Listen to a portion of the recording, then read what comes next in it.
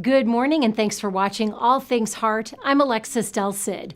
Right now, we're working hard to bring you all new episodes of Season 7. Until then, we'll be airing Encore presentations. So sit back and relax and enjoy this Encore presentation of All Things Heart.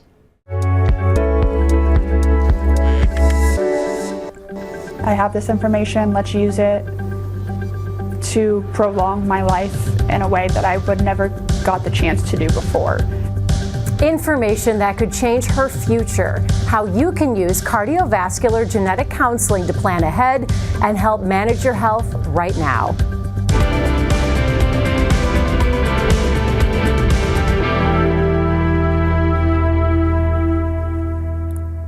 Good morning, I'm Alexis Del Cid. Welcome back to All Things Heart.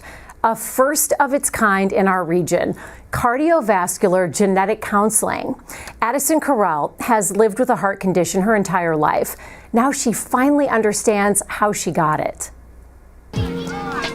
Addison Correll vividly remembers the time as a child when she first realized she was different. And I was like, oh, these kids are running around like it's nothing, and here I am struggling to keep up. Her diagnosis, though, had come years earlier as a newborn baby. Mitral valve prolapse, when an abnormal valve causes blood to flow backward through the mitral valve with every heartbeat. Over the years, it can weaken the heart muscle, developing into congestive heart failure. For years, Addison was able to manage it with medications. But in her late teens, things got unbearable. I can't even go upstairs. I can't walk. I literally felt like I couldn't do anything. It just felt like my heart was beating outside of my chest. Like you could see my shirt, it was like moving. At age 20, she had open heart surgery to repair her mitral valve. 6 years later, she has regular echocardiograms and checkups, and now Addison has something else she never dreamed she'd get, an answer. I was like, oh my goodness, there's a name to what has been happening. Shortly after transitioning into the Adult Congenital Heart Disease Clinic here at the University of Kansas Health System, her cardiologist suggested she get cardiac genetic testing. So the testing that I offered Addison, called exome sequencing, looked at thousands of her genes related to her symptoms. And genetic counselor Farah Amori says in one of those thousands of genes, they discovered a single misspelling. They don't call them mutations anymore. Think of this gene as a very long sentence with a lot of letters inside. What they do is they check every letter to see if there are any changes in the spelling of this gene, and that causes the gene not to work the way that it should. Further testing revealed Addison inherited that misspelling from someone in her family. It's more solving this diagnostic odyssey that she has lived with for over 26 years. For Addison, her answers came all at once. Her health journey also inspired her to change jobs. She's now an administrative assistant here at the health system, working in cardiac rehab, an area she knows well. I love it. I mean, I see patients who've gone through something that I also went through. If I see somebody, having a hard time, I'm like, hey, I've been there. Here I am to show you that I went through it. You can also do it as well. It's hard, but it's worth it in the end.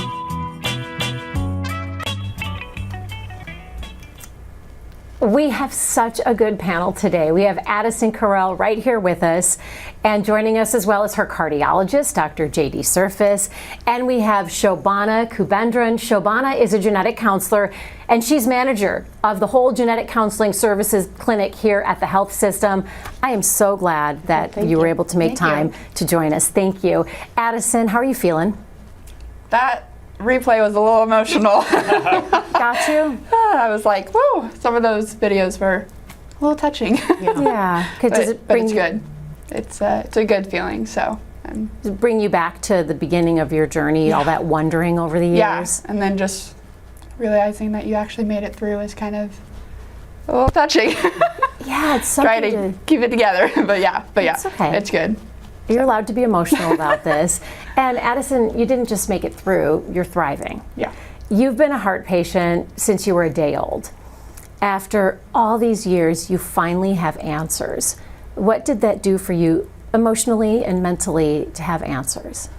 It was still a long journey, still processing through all those things. But to have answers to kind of explain why I've had all these things my whole life is just, it's kind of calming to understand that there's reasoning behind it. But still, there's appointments happening and things happening that just kind of get understanding for hopefully to prolong my life with having this diagnosis. So.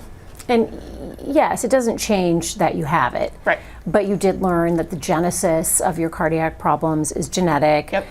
Do you know if anyone else in your family has gotten this kind of testing? Yeah. So when I got the genetic counseling done, my mom and my dad both got tested, and it came back with my mom having the same genetic marker that I did. So. Thanks, Mom. Yeah. Thanks. We always get things from our parents that are great and things that you just can't control. Yep. Dr. Surface, you're the one that encouraged Addison to get genetic counseling. Why did you feel the push to tell her, get this? Sure. So, we've learned to recognize certain patterns. For one thing, the type of mitral valve prolapse that Addison has is a variation that's more commonly associated with underlying genetic disorders. But Addison also shared with me that you were born with some hearing loss and you've had to have surgery on your jaw in the past. And that combination of head and neck problems that we're born with and heart problems is very commonly associated with underlying genetic disorders. And so I felt it was definitely worth a look to see if there was something under the hood. Did you find out, was the hearing loss and the jaw surgery you needed connected to the heart, or is that just another layer of the onion that you have to deal with? I think it's just another layer of the onion that you have to deal with. Another surprise thing that But I think it all kind of connected with the genetic disorder that Yeah. was underlying, and so it kind of just brought those to the surface. Was like, oh, these are part of that. So. And we have some illustrations that can help people understand Addison's heart problem. Dr. Surface, can you explain what we're looking at here in relation to Addison's heart? Sure. So on the left you see a picture of a normal mitral valve. And a mitral valve has to close and really anchor down low. You can see those two leaflets of the mitral valve sitting down low, and that prevents leakage of the blood backwards. What Addison has is a particular form of mitral valve prolapse where you just have too much leaflet tissue. We call it redundant. And so these leaflets get really floppy and big. And so they meet, sure, but then instead of anchoring down low, they kind of rise up high like you're seeing there in the middle picture. And if it gets bad enough, you'll actually see some of them come up high enough that blood starts leaking backwards and going up in the wrong direction. And so Addison underwent surgery at the age of 20 to repair that valve, and then recently switched her care to you at the Adult Congenital Heart Disease Clinic here at the health system. How often does Addison need to see you now? Sure. So that's such a good point. You know, we see a lot of patients like Addison who had heart surgery as a child or as a young adult. And the truth is that for all of us who've had heart surgery, their problem has been treated but not fixed. And so regular follow-up is still necessary, and we will get echoes every so often. So obviously I'm happy to see Addison anytime she has a cardiac concern or question, but at a minimum we'll see her once a year. Do you guys see each other in the hallways? Not until today. Yeah. And can you high five her when you see her? Or is there a HIPAA violation? Do you have to say, hi, colleague? There you go. Addison, does knowing this medical condition is caused by a genetic misspelling, does that change your treatment plan? We touched on this a little bit. I say yes. Yes and no. I mean, I'm going to keep doing what I've been doing, but I think it's just understanding that it's there, and hopefully, I mean, me and Dr. Surface can work together, and hopefully if there's something that's in the future that I can kind of prevent from happening, then I will. But as of right now, I'm just going to keep going about what I'm doing. And which is a great plan, because you're doing everything right. I want to bring Shobana into this, and Shobana, I'm going to slide this piece of paper down so you can see what the audience is seeing. Shobana, the health system is home to the region's first dedicated cardiovascular genetic counseling service. Out of the thousands of genes we all have, we have thousands of genes. 20,000. 20,000 genes. Give or take. What markers do you look for in cardiac testing? Yeah, absolutely. So when we talk about markers, we're looking at different types of genetic variation in the code. So as Farah explained in the video, it's like a long sequence of letters. And think of it like recipes in a book, in a cookbook. And we're trying to see Are there any spelling mistakes? So instead of 2 teaspoons of baking soda, if it's 10 teaspoons of baking soda, you know that even without making that recipe, you know it's going to change. A big typo. That's a big change. Yeah. Right. Yeah. You just read the recipe and you're like, nope, That's wrong. this cookie is wrong. But what if you find a variation that's like, instead of 2 teaspoons, you find 2.5 teaspoons? You're like, intuitively, you kind of know, but maybe it doesn't. So those are what we call variations of uncertain significance. We have a great example that Shobana shared with us. I want to put this up on the screen. Yeah. We call this the cat in the hat Yep. explanation. What it looks like when you see those misspellings. Yeah. When you look at this list and you see different letters or words transposed or misspelled, which row is Addison? I would go down to the very last one, the cat in the zet. So instead of where it's supposed to say the cat in the hat, she has a variation of it that causes what we in technical terms call frame shift mutation. So it changes how the rest of the genetic code is expressed. So there's a spelling mistake that prevents the rest of the gene from making the protein. So each gene makes a protein, and if you have a spelling mistake, that protein does not get made correctly. So one spelling mistake can change the meaning of the whole sentence. Yes. I just love how your colleague Farah explained it, that it's a misspelling. Yeah. You learn something new every day on these programs. And one thing I think we all learned is you don't say mutation, it's a misspelling. Yeah. Which is way more clear, and it's, the word mutation isn't a great word to use. Yeah, for no, there anything. is It's not no such accurate. thing as a normal genetic code. I can tell you that. It's all variations. Oh, that's interesting. So Yeah. everybody has their own genes, so they're all spelled differently. Yep. So I want to get to this, and then we're going to get to community questions. When someone decides they want genetic testing, what are the steps they take? Someone watching here might say, hey, I want to get this. Yeah, definitely. If you want to get genetic testing, speak to your primary care provider, speak to your cardiologist. Some of the basic questions of like, hey, is this genetic? They can help answer. And then based on the type of indication, they will refer, like Dr. Surface said, hey, there's 2 things going on here. It's not just cardiac. You have other health concerns. So definitely get a referral to genetic counseling. And the process for a genetic counseling appointment, what we do is we go through a 3-generation family history. If we have it, that's great. If not, don't worry. We go through the rest of the medical history. And then working with your primary care physician, we build what's called, what is the differential diagnosis? So that's where genetic counselors work as a team with primary care physicians and the specialists, because we take the clinical information that your providers have given and then your medical and family history, and we put that together to say, is there a pattern and what genetic test could help? There are many different types of genetic tests. So for those listening in, what the genetic counselor's expertise is helping you determine which genetic testing strategy would be the most cost effective and would be the most informative. So like Farah offered you 2 tests. If you go back to the examples, she offered you 1 test that looks to see within the 20,000 genes, is anything missing or extra. And that's called a microarray. We start with that because it gives us an answer about 10 to 20% of the time. If that test is negative, we go to exome sequencing, where we look, and that's the test. So microarray looks to see if anything is missing or extra in the recipe, and exome sequencing looks at the spelling mistakes. Now, you can do it either way. You can do exome first and then microarray, but it all depends on working with Dr. Surface, what the differential diagnosis is, so we determine what would be the right approach. The other thing to listen in for everybody else, I'm sure Farah, when she talked to you, she told you about the benefits and limitations of testing, like what this can do and cannot answer, and importantly, what this means for your family.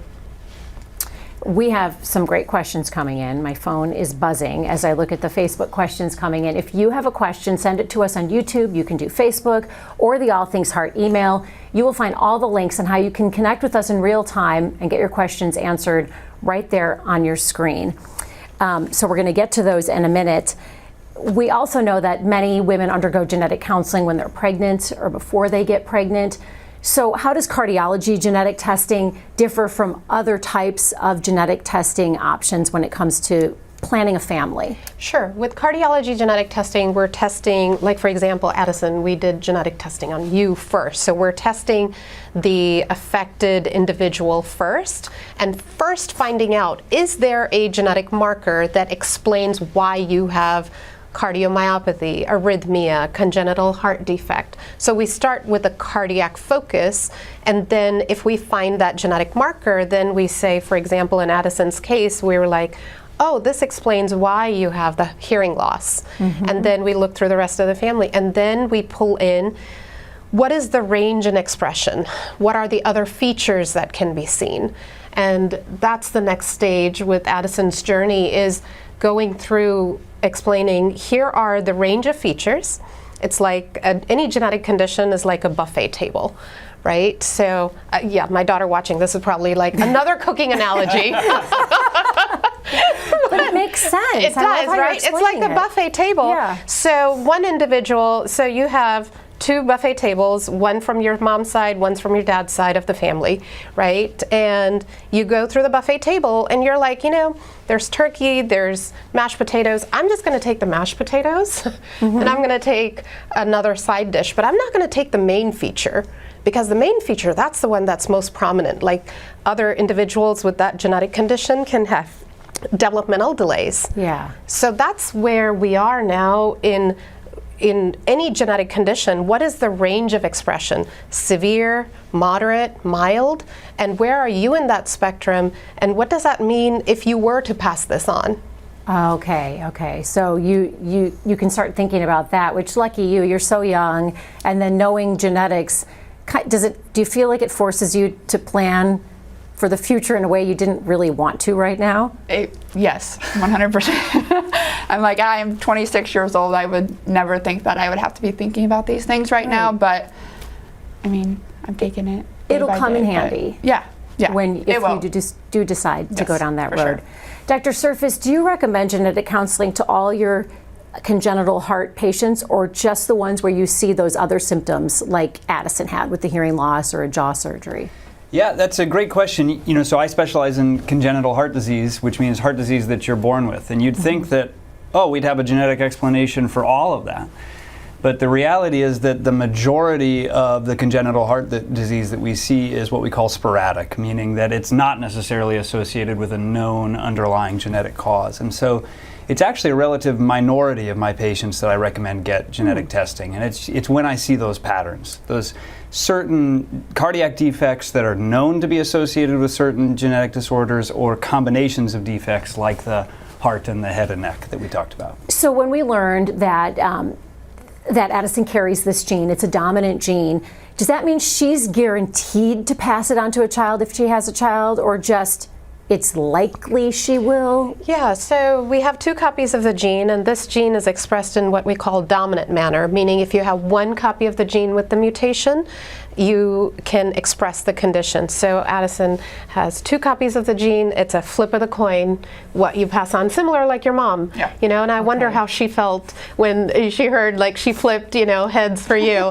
So it's a 50-50 chance to pass it on, but going back, how it expresses itself is that buffet table. Are you going to pick everything on the menu that is associated with that genetic condition, or are you just going to pick and choose the few? And that's the piece in genetic counseling that we try to help families and individuals understand, is that variable expression, because we've given you not a diagnosis. We want to help you and your family understand how to adapt to this information. How do you adapt to that risk? And that's a journey, that's a lifelong journey, and Farah and I are going to be here for you for the rest of that. And that's so great to know you've got this team behind you. If a woman who has this genetic spelling gets pregnant, is there a test that you can do to see if her fetus would carry this gene, this heart gene? Should I ask Dr. Surface or Shobana? Who wants There are to take two this one? ways. So Okay. if they come to Dr. Surface, I'm not going to answer for him. So you can make a diagnosis clinically and with genetic testing. Okay. So I'll answer the genetic component and then tag it on to you. Okay. And both answers are just as valid. If they came to a genetic counselor, we would say, here are your options for determining whether you've passed it on. You can start anywhere from in vitro fertilization. Those are options. So we have 4 prenatal genetic counselors in the health system who can help navigate you through all the prenatal testing options. And then during pregnancy, you can have a procedure called amniocentesis, where you take the fluid, the needle never touches the baby, but you take fluid that surrounds the baby and you can test to see if there's a genetic mutation. Cardiac genetic misspelling. If you know what is running in the family. Got it. Only because you can clinically diagnose it as well, and that's where the ultrasound comes in. So we walk through the family, and this is again a teamwork approach with the cardiologist and having the Addison, you get to make that choice. These are what we call informed decision making. We have genetic options for diagnosis, and then I'll tee it over to you for the non-genetic ways. Yeah, so for any patient with congenital heart disease, male or female, if they or their spouse are expecting, I recommend that they get what we call a fetal echo, which is basically just an ultrasound of the fetus's heart that's really dedicated to look for and screen for heart defects. And that's very useful because you can identify most congenital heart disease that way, not all, but especially the severe ones where it's very helpful to know before birth so that the neonatology team can plan for how they're going to deal with that. Yeah. The nice thing about the clinical testing is it works whether you have a known genetic code or not. Yeah. And so we do that for everyone, whether we have done genetic testing or not. But the amniocentesis gets a real genetic diagnosis and would be especially useful in a situation where you do have a known genetic misspelling that can be looked for specifically in the fetus. Addison, we talked to you about the added stress of having to plan far ahead when you're not there yet. Have you ever looked back throughout your memories of family and remembered, oh, there was Aunt Marge who had a hearing problem, or you knew someone who needed jaw surgery? Did you ever see anyone in your family that presented like this? No, the only person would be my mom. She grew up with hearing aids as well. And so I always just thought, she had hearing aids, that means that I had hearing aids. I got that gene or whatever, and then, getting the diagnosis and realizing my mom also has it, kind of just put the dots together, but nobody else on her side of the family had anything else like that. So now you hold the key. Yeah. You hold the key. I do. We have some great questions coming in, and I want to get to them. I'm going to put on my glasses. I inherited needing glasses from both parents. Yen Liang wants to know, he writes, from what I know, mitral valve prolapse is quite common in women after menopause, and doctors usually don't recommend any specific treatment. But why, despite having the same conditions as our guest today, have to endure such unusual discomfort? It's an interesting question from Yen. That's a fantastic question. I'll take this one. So mitral valve prolapse comes in a lot of forms, and they're not all the same. Mitral valve prolapse is actually quite common, and for the large majority of people, especially what we see in women after menopause, it's a very different abnormality in the mitral valve than what Addison had. And that can still sometimes cause problems, but most of the time it doesn't. And it's only once that prolapse gets to the point of causing a lot of leak of that mitral valve that we really need to do anything about it other than watch it. Stu has a great question. Stu wants to know, if he gets a genetic test, will insurance use the information against him? So interesting. And could it end up raising his rates or cause him to be denied coverage? That's a great question. Shobana. Yeah. So there's a federal legislation called Genetic Information Non-Discrimination Act, so GINA, and that prohibits health insurance from using your genetic information to determine your coverage, rates, or any aspect of your health care, whatever they cover. So GINA protects health insurance coverage. GINA does not apply to life insurance. So if you carry a genetic mutation or variation, as insurance would call it, they can use that information to determine. But I want to also emphasize life insurance is determined by many factors, not just genetics alone.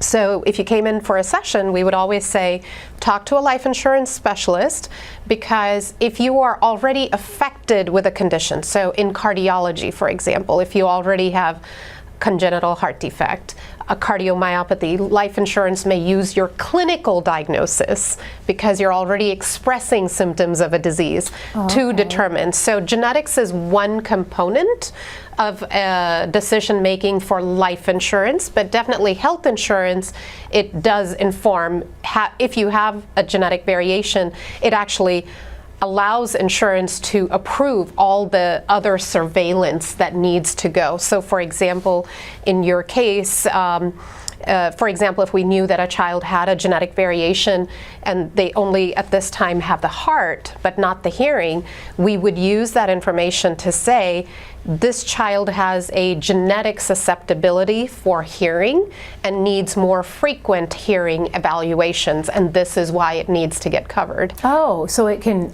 actually help in the health insurance aspect, having in cancer, in cardiology. Right. That's why we do testing, because it is an added benefit to getting coverage for the surveillance you need to manage the risk. Okay, okay. Now, Jeremy wants to know, he writes, depending on the genetic misspelling, is there anything you can do to affect the genes or protein production, or is it more about understanding the specific issue that the misspelling will cause and then treating that with more accurate focus? I'll ask. Yeah, so I don't know about the congenital heart, and that I will punt it over to Dr. Surface, but definitely other types of cardiac myopathies, arrhythmias, other ones, definitely there are targeted treatments if you know the genetic variation, the gene and the variation that's causing it. So it's not just for knowing, though Addison can speak to how knowing has helped her understand, oh, this explains why I had the challenges. So I don't want to discount that value, but definitely there are medical treatment, very specific ones indicated based on the gene and the variation. But what about for congenital heart? You know, for most congenital heart defects, once the congenital defect is there, the cat's sort of out of the bag. And so there's not typically a lot that can be done genetically or to modify those proteins after it's happened to fix things.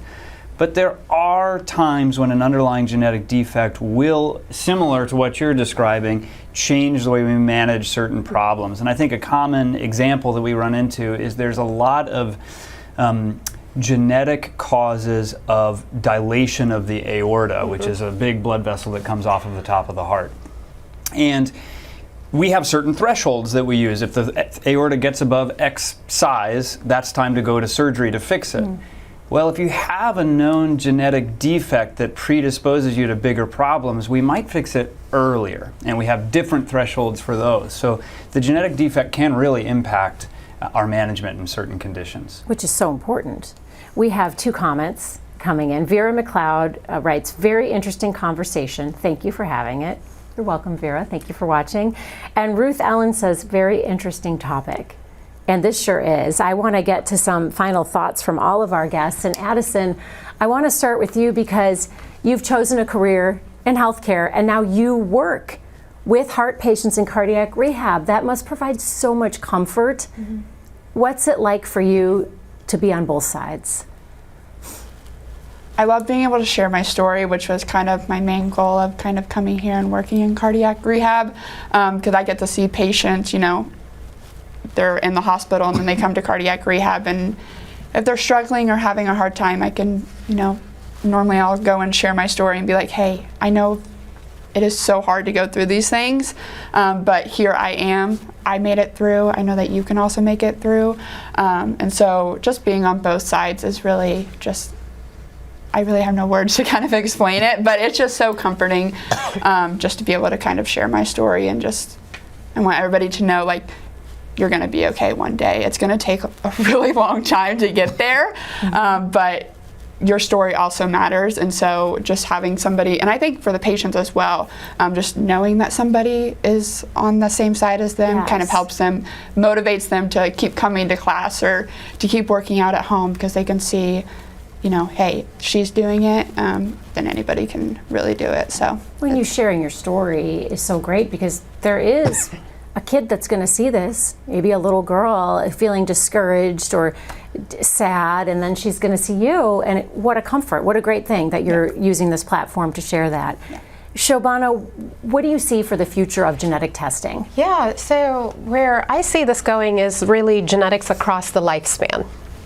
So you mentioned kids, Addison mentioned, you know, I'm an adult, I got through this. So that's where I see genetics going, is there are going to be, genetic testing is just really going to become more routine at different stages in your life, across the lifespan, from children to prenatal to adults.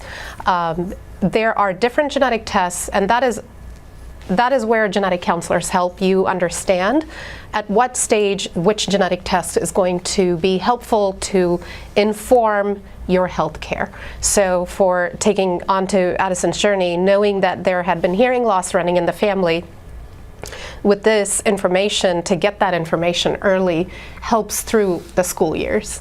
In hindsight. So that's the parent's choice, right? To determine how much information do I want to know? At what stage in my life am I ready to learn that information? And that's where genetic counselors are, is to help families, providers navigate that journey in helping genetic testing used for health supervision, diagnosis, and really identity and adapting to it. Dr. Surface, what do you want our viewers watching to know? I think I'd like our viewers to understand that the genetic testing is, and counseling, which honestly in my mind is the more important part of the puzzle than the test, is available. And it's not for everyone. It doesn't provide answers for everyone with a heart condition, but it can be really impactful. And so, and can be life-changing, not just for the patient, but also the patient's family, for future family planning. And so definitely worth talking to your doctors if you have concerns. Yeah, and the counseling part, we haven't touched on that enough. Shobana is so sensitive, and I can tell that you approach this with such a sensitivity. It's not like you take a genetic test in the mail and then you just get this list back and you send them off. You're having really deep, important conversations. Yeah, and I'm glad you bring that up, because one of the challenges we face in healthcare is both the access to testing and also making sure it's delivered in a culturally, socially appropriate manner. Right. And that's the balance that we face every day in clinic, is how do we make it accessible, but how do we also scale up? And that's where, you know, my team of 9 genetic counselors, we're always, thank you for bringing it back, is it's not about the testing, it's also about making sure the result is meaningful to you. Absolutely. This is an incredibly interesting conversation, and we love sharing the work that our doctors and nurses and our whole care team, the geneticists, do here at the health system. Have you ever wondered what makes them happy outside of work? Now for a secret look into the guardians of healthcare at the University of Kansas Health System, let's go behind the mask. Oh, this Okay, Shobana. Oh my God, there's my little doggy. Full disclosure, you brought your daughter here today who was like, wait a second, you're showing the dog and not me. We'll have you on again, we'll show your daughter. She's lovely. Yes. Tell us about your little furry helper here. Oh my God, that's little Clover. He's beside me all the time, every day. He loves to sit behind my table. He's like a baby. Do you really take him to the park and put him in the swings? Yeah, we do. Often? My daughter and I do. Yeah, he makes the day go by really well. So we see your dog, and we raise you another dog, Dr. Surface. Oh my gosh! Okay, Dr. Surface, you have 3 kids at home, wife, 3 kids. You decided to add a puppy into the mix? Yeah, well, you forgot the 2 cats. Oh, and 2 cats. Holy cow. Yeah, this is Roger. Roger is 3 months old. He's brand new, and he is a terror. I have 3 boys who love playing with him, and it's just such a joy to see them get to play with him, chase him around the yard and such. And he likes to attack one of our cats, and actually, I think he likes it. The cat? The cat, yeah. So this morning he dragged a little toy over to Roger to get them to start playing. So, they have a good time. Oh, that's so sweet. You'll have to keep a tally on how many shoes and things Roger destroys. I mean, it's already getting up there. Okay, all right, you had to use your fingers to count. Right. Thank you for sharing Roger, and thank you for sharing Chloe. Clover. Clover, the little puffball, and Addison, thanks for sharing your journey. This is going to help a lot of people.